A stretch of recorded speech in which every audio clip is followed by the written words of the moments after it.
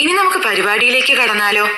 Thiruvananthapuram Pallippuram PM Shri കേന്ദ്രീയ വിദ്യാലയത്തിലെ കൂട്ടുകാരാണ് ഇന്ന് ഒരു കൂട്ടം പരിപാടികളുമായി ബാലലോകത്തിലെത്തിയിരിക്കുന്നത്.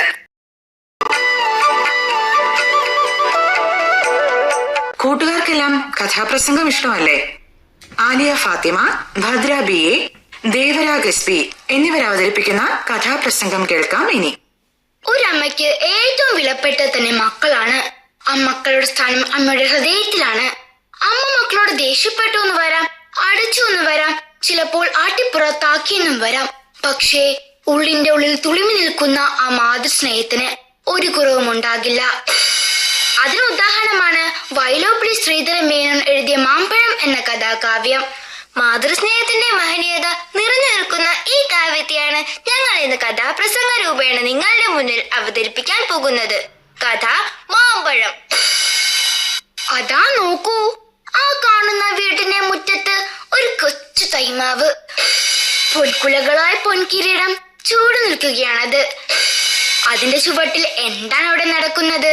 ഒരു കൊച്ചു കമ്പുമായ മാവിൻ ചോട്ടിലായി ഒരു ബാലൻ നിന്നു കളിച്ചിടുന്നു. ആ മാവിൻ പൂവുകൾ, ആ മണിമുത്തുകൾ ആ ബാലൻ തട്ടിപ്പൊഴിച്ചിടുന്നു. ആനന്ദ ചിത്തനായി ആഹ്ലാദാർത്ഥനായി അതിലൊരു പൂങ്കുല കയ്യിലേന്തി. ആനന്ദ ചിത്തനായി ആഹ്ലാദാർത്ഥനായി അതിലൊരു പൂങ്കുല കയ്യിലേന്തി.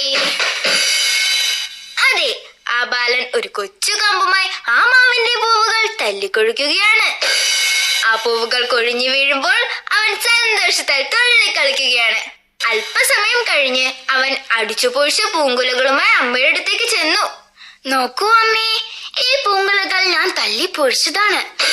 അമ്മേ, ഇതുകൊണ്ട് എനിക്കൊരു മാല ഉണ്ടാക്കി തരുമോ?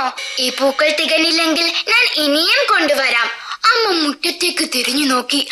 മഞ്ഞപ്പട്ടി വിരിച്ചതുപോലെ മൊത്തത്താകെ ചിതറിക്കിടക്കുകയാണ്. ചോദിച്ചു മാതാവപ്പോൾ ഉണ്ണികൾ വിരിഞ്ഞപ്പൂ ഓടിച്ചു കളഞ്ഞല്ലോ കുസൃതി കുരുന്നിനി. മകണി വീഴുന്നേരം ഓടിച്ചെന്നെടുക്കണോൻ പൂങ്കുല തല്ലുന്നത് തല്ല് കൊള്ളാനിട്ടല്ലേ. മകണി വീഴുന്നേരം ഓടിച്ചെന്നെടുക്കണോൻ പൂങ്കുല തല്ലുന്നത് തല്ല് കൊള്ളാനിട്ടല്ലേ. എടാ കുരുത്തം കെട്ടവനെ, കാറ്റത്ത് ഞെട്ടറ്റ് വീഴുന്ന മാമ്പഴം പറിക്കേണ്ട നീ ഈ മാമ്പൂക്കൾ തന്നെ തല്ലിപ്പൊഴിച്ചത് തല്ലുകൊള്ളാനിട്ടല്ലേ. അമ്മ ദേഷ്യത്തോടെ ആ മാവിൽ നിന്നൊരു കൊമ്പൊടിച്ച് അവനെ ചെറുതായിട്ടൊന്ന് തല്ലി. ആകാശത്ത് പൂത്തുലഞ്ഞു നിൽക്കുന്ന നക്ഷത്രങ്ങളെ പോലും തല്ലിക്കൊഴിക്കുവാൻ വെമ്പുന്ന ഈ പ്രായത്തിൽ ആ മാമ്പൂക്കൾ തല്ലിപ്പൊഴിച്ചത് അത്ര വലിയ അപരാധമൊന്നുമല്ലെന്ന് ആ അമ്മ അപ്പോൾ ഓർത്തില്ല. അമ്മയുടെ ദേഷ്യം ആദ്യമായി കാണുകയാണവൻ.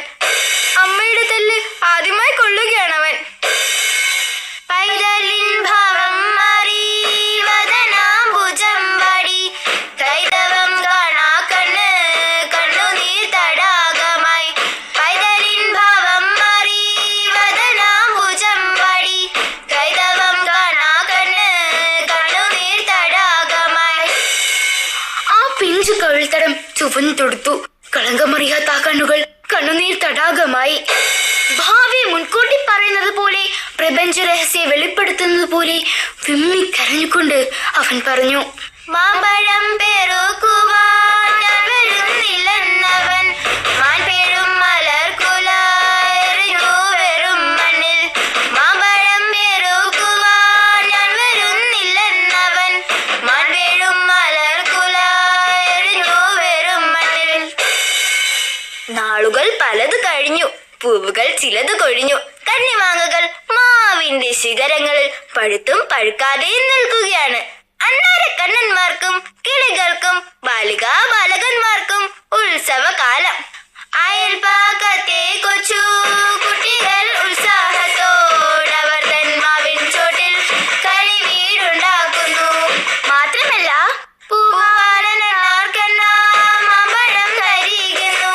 പൂവാളും കൊതിയോടെ വിളിച്ചു പാടിയിടുന്നു.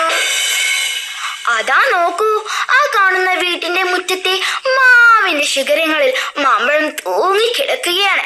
കിളികളും മണ്ണാരക്കണ്ണന്മാരും തകൃതിയായി ബഹളം കൂടുകയാണ്. ഇതെല്ലാം കണ്ടുകൊണ്ട് ഒരമ്മ നമ്മുടെ ആ അമ്മ പൊട്ടിത്തകർന്ന ഹൃദയവുമായി നെടുവീർപ്പൂടി നിരാശയോടെ നിൽക്കുകയാണ്. ഒരിടം കാറ്റ് വീശി ഒരു മാമ്പഴം നെട്ടറ്റ് വീണു. അങ്കണത്തായി മാവിൽ നിന്നതിഥി പഴം വീഴ്കെ അമരൻ നേത്രത്തിൽ നിന്നുതിർന്നു ചുടു കണ്ണീർ. അങ്കണത്തായി മാവിൽ നിന്നതിഥി പഴം വീഴ്കെ അമരൻ നേത്രത്തിൽ നിന്നുതിർന്നു ചുടു കണ്ണീർ. ആ മാമ്പഴത്തിന്റെ അവകാശി ഇന്ന് അമ്മയോടൊപ്പമില്ല. ഉതിർന്നു വീണ കണ്ണീരോടെ അമ്മ ആ മാമ്പഴം കയ്യിലെടുത്തു. എന്നിട്ട് തന്റെ മകനെ അടക്കം ചെയ്ത് മണ്ണിലേക്ക് വെച്ചു. പൊട്ടിക്കരഞ്ഞുകൊണ്ട് പറഞ്ഞു, ഉണ്ണിക്കൈ കെടുക്കുവാൻ ഉണ്ണി വായ്ക്കുണ്ണാൻ വേണ്ടി വന്നതാണീ മാമ്പഴം വാസ്തവമറിയാതെ. ഉണ്ണിക്കൈ കെടുക്കുവാൻ ഉണ്ണി വായ്ക്കുണ്ണാൻ വേണ്ടി വന്നതാണീ മാമ്പഴം വാസ്തവമറിയാതെ. നീരസം ഭാവിച്ചു നീ പോയതെങ്കിലും കുഞ്ഞെ നീതു നുകർന്നാലേ അമ്മയ്ക്ക് സുഖമാകൂ. പിണങ്ങി പോയിടിലും പിന്നെ ഞാൻ വിളിക്കുമ്പോൾ കുണുങ്ങി കുണുങ്ങി നീ എണ്ണുവാൻ വരാറില്ലേ. ഒരിക്കലും വരില്ല എന്നറിഞ്ഞിട്ടും തന്റെ പൊന്നൂമനക്കായി കാത്തിരിക്കുകയാണ് അമ്മ. ആ മാതൃശ്രയത്തിന് മുന്നിൽ ഞങ്ങൾ ഈ കഥാപ്രസംഗം സാദരം സമർപ്പിക്കുന്നു.